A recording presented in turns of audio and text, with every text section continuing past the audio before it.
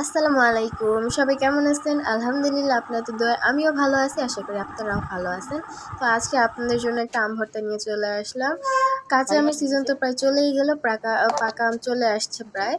তো আপনাদের জন্য একটা কাঁচা আমের রেসিপি নিয়ে আসছি। এভাবে করে কাঁচা আম খেতে আমার খুব ভালো লাগে। তো কাঁচা আমগুলোকে আগে গ্রেট করে নিব এইভাবে। এইভাবে আম ভর্তা খুব মজা লাগে। আপনারা কে কে খাইছেন অবশ্যই বলবেন। এই তো আমার আম সবগুলো গ্রেট করে নেওয়া শেষ।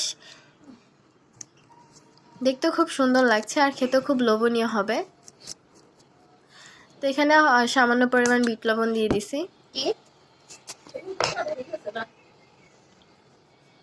তো এখানে সামান্য পরিমাণ মরিচের গুঁড়ো দিয়ে নিয়েছি। আর গরমের সময় এরকম আম ভর্তা খেতে খুবই ভালো লাগে, অনেক মজা লাগে। আর দিয়ে দিলাম সামান্য পরিমাণে চিনি। যেহেতু আমটা একটু টক তাই আরও চিনি দিতে হবে। কাঁচা আমে একটু চিনি বেশি দিলে হয়তো ভালো লাগে। অনেকে টক পছন্দ করে, অনেকে মিষ্টি পছন্দ করে। আমি একটু মিষ্টি বেশিই খাই তাই একটু চিনি বেশি করে দিছি। দেখানোর পরে আবার দিছি।